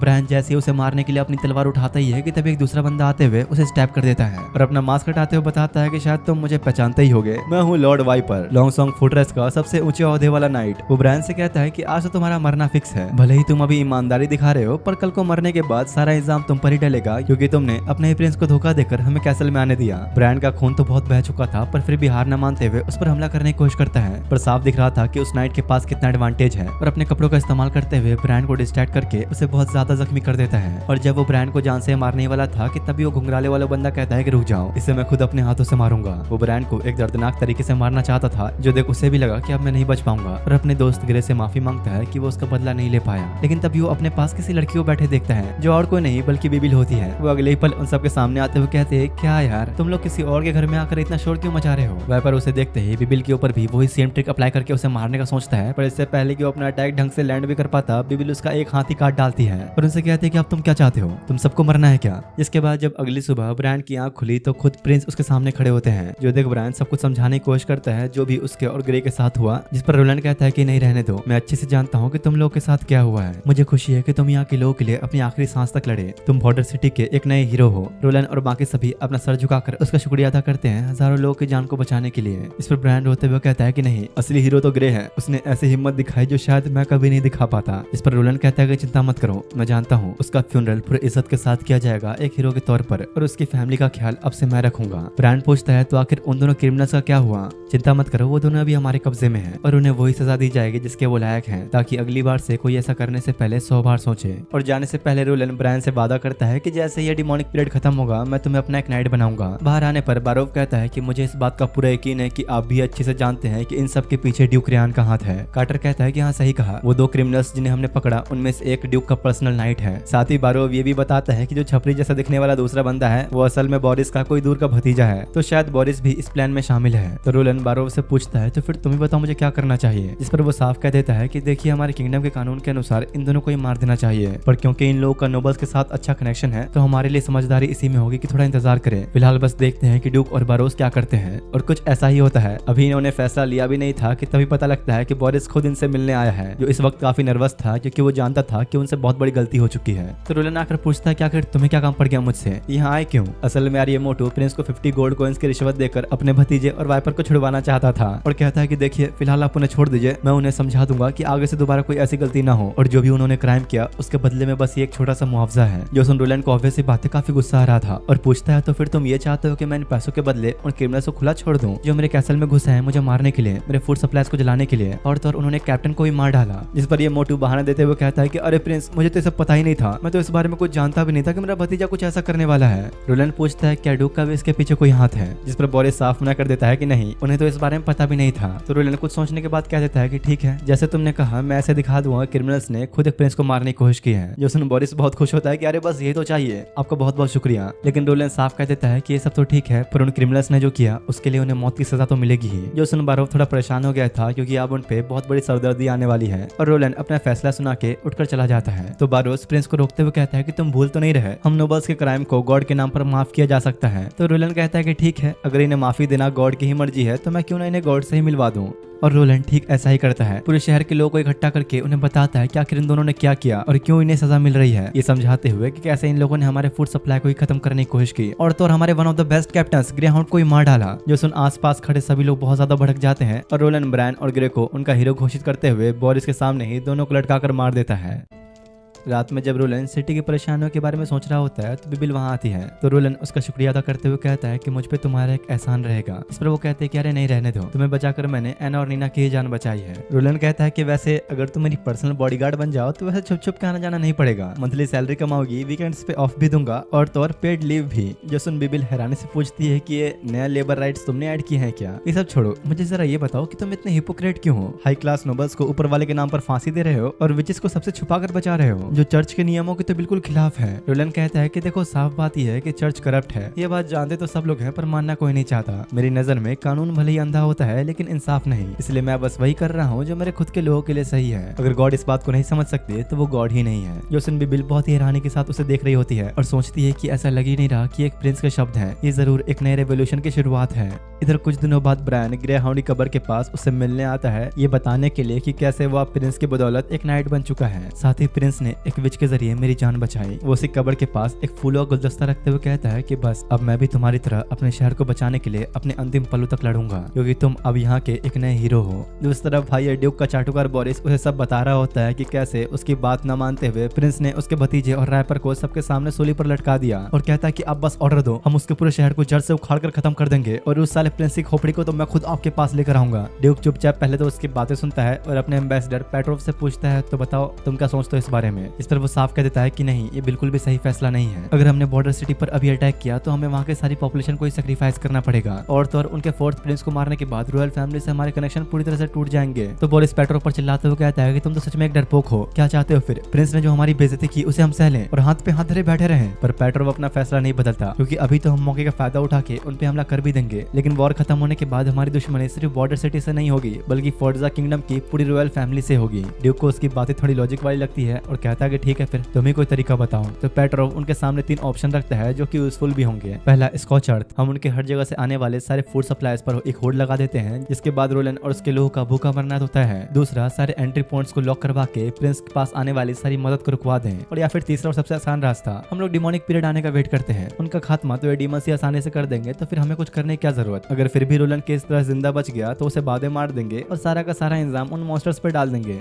अब तो यार मुझे सही में लग रहा है कि रोलन को अकेला टक्कर देने वाला सिर्फ यही बंदा है। इधर दूसरी तरफ रोलन ने मिडिवल एज को हमेशा के लिए बदलने का फैसला कर लिया होता है। वो अपने सारे भरोसेमंद लोगों को बुला के एक बड़ा सा लोहे का ढांचा उनके सामने रखता है और एना से कह के फायर मैजिक से उसे एक्टिवेट करवाता है, जिसके बाद काफी सारा पानी उबलने लगा और आसपास के सारे गियर्स रोटेट करना शुरू कर देते हैं और ऊपर से काफी सारा भाप निकलता है जो देख सभी हैरान थे, क्योंकि रोलन ने इस मिडिवल एज में एक स्टीम इंजन का आविष्कार कर दिया। कार्टर जब अपने सामने उस मशीन को घूमते हुए देखता है तो उसे समझ आ गया कि ऐसी भयानक चीज के सामने तो उनकी पूरी आर्मी बस एक मजाक है, क्योंकि ऑब्वियस सी बात है कहाँ नाइट्स को ट्रेन करने में 15-20 साल और ये मशीन बस कुछ दिनों में ही तैयार। तो वो घबराते हुए रोलन से पूछता है कि क्या नाइट्स का कोई काम नहीं रहा? तो रोलन कहता है कि नहीं यार, ऐसा नहीं है, हर एक नाइट के अंदर खुद की एक स्पिरिट होती है जिसकी फिलहाल हमें बहुत जरूरत है, हम बस थोड़ा अपडेटेड होकर लड़ेंगे, पुराने तीर कमान को राइफल से रिप्लेस करेंगे और ये स्टीम इंजन एक नए मशीनरी के तौर पर काम करेगा। हालांकि तुम जो अपने सामने देख रहे हो ये चीज बैटलफील्ड के लिए नहीं है, क्योंकि मैं थोड़ा लॉन्ग टर्म गेम खेलना चाहता हूँ। मेरा सबसे पहला गोल है अपनी इकोनॉमी को सबसे ऊपर ले जाना। अब इसकी टेस्टिंग करने के लिए वो नॉर्थ के स्लोप माइंस पर कुछ ट्रैक बिछवा के उस पर इंजन डिप्लॉय करवाता है। उसने सारे भारी भरकम ओर्स जो अब तक ये माइनर्स उठा रहे थे वो सारा कुछ इंजन पे डलवा दिया, जो देख आसपास के लोग बहुत हैरान होते हैं, क्योंकि इस स्टीम इंजन के लिए तो जैसे भारी भरकम वजन कुछ था ही नहीं। फिलहाल इस टाइम के लिए ये एक ऐसा मैकेनिकल बीस्ट था जिससे लेबर्स का भी काम आसान होगा और प्रोडक्शन रॉकेट की तेजी से आगे बढ़ेगा। माइनर्स और बाकी सब लोग तो ये देख बड़े खुश होते हैं, पर रोलन ये जानता था कि great power comes with great responsibility, क्योंकि ये चीज एक हाई प्रेशर स्टीम इंजन है तो पल भर में ही कई सौ लोगों को मार सकता है अगर ब्लास्ट हुआ तो। इसलिए रोलन सभी के लिए सेफ्टी प्रोटोकॉल्स लागू करता है, जैसे कि तेज सीटियों वाला वार्निंग और कुछ इमरजेंसी एग्जिट, ताकि किसी भी तरह की दुर्घटना होने से पहले लोग खुद को संभाल सकें। साफ दिख रहा था कि वो बॉर्डर सिटी जो कुछ समय पहले बर्बाद होने के कगार पर थी अब एक नए एरा की शुरुआत करने वाली है, एक ऐसा इंडस्ट्रियल रिवॉल्यूशन जो कि किसी को भी नहीं पता कहाँ जाकर रुकेगा। इधर कैसल में नीना डिमोनिक पोजीशन के बारे में सोचकर थोड़ी डरी सहमी से बैठे हुई थी, क्योंकि उसने विचेस के बारे में पास्ट की कुछ डरावनी कहानियां सुनी थी, पर उसकी नजर में एना एक अलग ही लेवल पर थी, क्योंकि एक समय तक उसे मौत ही आजाद होने का इकलौता रास्ता लगता था जब तक वो रोलन से नहीं मिली। एना नीना के पास बैठ के समझाती है कि डरने के बजाय जीने की वजह ढूंढो, फिर चाहे जिंदा रहना ही तुम्हारी एक वजह क्यों ना हो, पर कम से कम एक वजह तो होनी चाहिए। हाँ, आपने सही कहा, इसलिए मैं अब यहाँ रहकर बस प्रिंस की मदद करना चाहती हूँ। तभी अचानक कार्टर आते हुए बताता है कि एक वर्कर ने सेफ्टी प्रोटोकॉल्स पर ध्यान नहीं दिया, जिसकी वजह से हाई प्रेशर स्टीम सीधा उसके मुंह पर पड़ा। उसकी हालत इतनी बुरी है कि लगता नहीं कि वो रात तक जिंदा ही बच पाएगा, इसलिए उसे हील करने के लिए कुछ कुछ देर पहले ही रोलन ने नीना को बुलाने का ऑर्डर दिया। बारो मना तो करता है कि एक सही फैसला नहीं है, अगर माइनर्स को विच का पता लग गया तो हम एक्सपोज हो जाएंगे, लेकिन रोलन साफ क्लियर कर देता है कि मुझे इससे अब कोई फर्क नहीं पड़ता, किसी की जिंदगी बचाना छुपने छुपाने ज्यादा जरूरी है। तो अब कार्टर नीना को बुला कर लाता है, जो उस माइनर की हालत देखकर काफी डर गई थी, क्योंकि सच में वो कुछ ज्यादा ही जख्मी हो चुका था। तो रोलन समझाता है कि देखो बस इसे एक जख्मी जानवर जैसा ट्रीट करो। तो नीना अपना हीलिंग मैजिक शुरू करती है, जिससे वापस सब कुछ ठीक होने लगा। उसकी जली हुई पूरी बॉडी वापस से रिकवर हो गई, बिल्कुल एक मैजिक की तरह। आसपास खड़े माइनर्स घबराने लग जाते हैं कि क्या जादुई ताकत, ये तो पक्का एक विच है। रोलन उन सभी लोगों को देखते हुए कहता है कि अब मेरी बात जरा ध्यान से सुनो। अब तक चर्च ने विचेस के बारे में जो भी तुम्हें बताया, सिखाया, समझाया, वो सब का सब झूठ है। विचेस कोई मॉन्स्टर नहीं है, बल्कि अगर सही तरीके से देखा जाए तो ये तो हमारे सबसे अच्छे दोस्त हैं। यहाँ तक कि ये लोग तो हमारे शहर को बचाने के लिए लड़ने तक तैयार हैं। ब्रायन चिल्लाते हुए कहता है कि जरा तुम लोग अपनी आंखें खोल के देखो, उस विच ने अभी अभी एक इंसान की जान बचाई। विचेस तो कभी बुरी थी ही नहीं, असली विलन तो ये नोबल्स और बेईमान चर्च वाले हैं। ये सब देखने के बाद उन लोगों का विचेस के प्रति थोड़ा नजरिया भी बदलने लगता है। लेकिन तभी बारो आके बताता है कि एक प्रॉब्लम हो गई, नीना के डैड हमसे मिलने आए हैं, क्योंकि अब ये बात बाहर तक पहुंच गई है कि उसकी बेटी एक विच है। रोलन एना को नीना के साथ अंदर भेजकर बारो और कार्टर के साथ उसके फादर से मिलने पहुंचता है। पर जैसे ही वो लोग पहुंचे, वो गुस्से में प्रिंस से कहता है कि मेरी बेटी को वापस कर, क्योंकि उसे लग रहा था कि रोलन ने उसकी बेटी को विच होने की वजह से अरेस्ट किया है। मैं किसी भी हद तक जा सकता हूँ उसे वापस लेने के लिए। वो तो लिटरली भाई गुस्से में प्रिंस को मारने के लिए तलवार तक निकाल लेता है। तो कार्टर भी प्रिंस को संभालते हुए लड़ने के लिए तैयार था। बारोन चिल्लाते हुए कहता है कि देखो मुझे चर्च की कोई परवाह नहीं, और तो और मुझे उसके विच होने से भी कोई फर्क नहीं पड़ता, और उसके लिए मैं कुछ भी कर सकता हूँ। कार्टर और बारोन दोनों आपस में लड़ना शुरू हो जाते हैं, जो देख प्रिंस समझ गया कि जरूर यहाँ पर कुछ गलत फहमी हुई है, और उसे बताता है कि शायद तुम कुछ गलत समझ रहे हो। मैंने उसे हर्ट करने के लिए नहीं, बल्कि बचाने के लिए अपने पास रखा है। यहाँ तक कि मैं तो खुद उसकी एबिलिटीज को ट्रेन करने पे काम कर रहा हूँ। तो बारोन थोड़ा शांत होते हुए माफी मांगता है कि माफ कीजिएगा, मैंने ये छोटी सी गलत फहमी की वजह से आपके ऊपर तलवार उठा दिया। तब यह नीना को लेकर आती है, जो भागकर अपने डैड से मिलने चली गई। इसके बाद बारोन थोड़ा शांत होकर प्रिंस के साथ बैठा उसे नीना की एक छोटी सी कहानी सुनाता है कि कैसे इसने एक छोटी बिल्ली को जादू से ठीक कर दिया जब वो गाड़ी के नीचे दब के जख्मी हो गई थी। तब से ही बारोन को पता लग गया था कि नीना एक विच है, लेकिन उसने कभी बाकी लोगों की तरह अपनी बेटी को मॉन्स्टर नहीं समझा। रोलन कहता है कि देखो अब धीरे धीरे खबर फैली जाएगी, तो इसलिए अच्छा ये रहेगा कि तुम नीना को बॉर्डर सिटी में ही रहने दो। उसका हीलिंग मैजिक डिमोनिक पीरियड में हमारे काफी ज्यादा काम आएगा। पर बारोन साफ मना कर देता है कि नहीं, नीना बस एक छोटी बच्ची है जो ज्यादा से ज्यादा बस छोटे जानवरों को हील कर सकती है। उसका प्लान था कि वो नीना को यहाँ से कहीं दूर ले जाएगा और उसकी इन पावर्स को हमेशा के लिए दुनिया से छुपा के रखेगा। तो रोलन समझाता है कि देखो असली खतरा सिर्फ वो डीमंस नहीं है, बल्कि जल्द ही हमारे ऊपर ड्यूक भी हमला करेगा, और मैं बिना इन दोनों की मदद के ये सब नहीं झेल सकता। तभी कार्टर कुछ माइनर्स के साथ रूम में आता है, जहाँ वो बंदा भी था जिसका चेहरा कुछ देर पहले नीना ने ठीक किया था। बारोन को लगता है कि आप तो सबको पता लग गया, ये लोग पक्का विजिस को हंट करने के लिए बोलेंगे। लेकिन वो माइनर्स उल्टा उनके सामने घुटने ही टेक देते हैं और नीना का शुक्रिया अदा करते हुए कहता है कि आपका मैं ये एहसान कभी नहीं भूलूंगा। चर्च ने आज तक हमें बस धोखे में रखा, हमें बेवकूफ बनाया, पर मैं तुम्हारा ये एहसान कभी नहीं भूल सकता। जो देख नीना और बारोन दोनों खुशी से इमोशनल हो गए, क्योंकि पहली बार समाज में किसी ने एक विच को एक्सेप्ट किया है। बारोन को भी समझ में आ गया कि जिस पावर को अब तक वो एक कर्ज समझ रहा था, वो तो एक वरदान निकला। रोलन अब बारोन से अकेले में बात करने के लिए उसे गार्डन में लेकर आता है और अपना एक अल्टीमेट साइकोलॉजी मूव चलता है। वो बारोन को ऑर्डर नहीं देता, बल्कि उसके और उसके पूरे एग्जिस्टेंस को प्रेस करता है कि कैसे उसके फादर एक महान लेजेंडरी नाइट थे, जो अकेले खुले मैदान में एक जायंट डिमोनिक बीस्ट के सामने डटकर खड़े रहे और हार नहीं मानी। रोलन समझाता है कि देखो मैं अच्छी तरह से जानता हूँ कि तुम उन आम नोबल्स की तरह बिल्कुल भी नहीं हो, अभी भी एक योद्धा जैसे भारी आर्मर्स पहनते हो, तलवार लेकर घूमते हो और हाथों की लकीरें साफ बयां कर रही है कि तुमने अब तक कितनी लड़ाइयां लड़ी हैं। रोलन डायरेक्ट मेन बात पर आते हुए कहता है कि मुझे तुम जैसे किसी की जरूरत है, क्या इस मुश्किल समय में तुम मेरे साथ लड़ोगे? इस पर बारोन थोड़ा घबरा गया, क्योंकि वो तो यहाँ नीना को स्ट्रॉन्ग हेल्ड की सेफ्टी में ले जाने आया था। पर रोलन ये जवाब देते हुए उसका ये वहम दूर कर देता है कि अगर नोबल्स को गलती से ही पता लग गया कि नीना एक विच है, तो वो लोग खुद बिना सोचे समझे उसकी जान लेने पे उतर आएंगे। लेकिन अगर वो यहाँ हमारे साथ बॉर्डर सिटी में रही, तो जल्दी लोग उसे एक गार्जियन एंजल की तरह पूजेंगे। रोलन बारोन से ये कहते हुए वादा करता है कि देखो मैं खुद फ्रंट लाइन पर लड़ूंगा,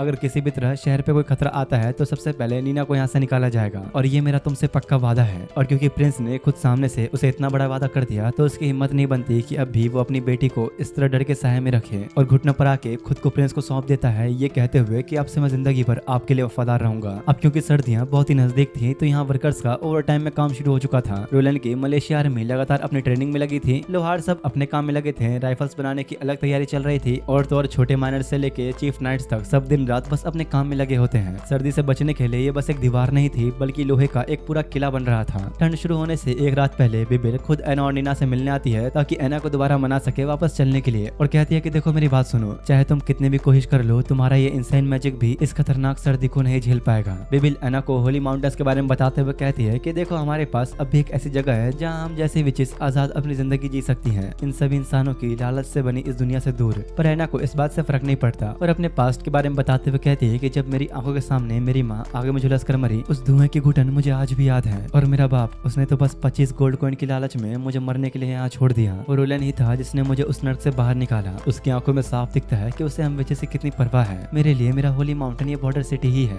जोसन भी बिल कुछ बोल ही नहीं पाते। तभी नीना कहती है कि देखो बाहर बर्फ के सफेद गोले, शायद इसे ही स्नोफॉल कहा जाता है ना।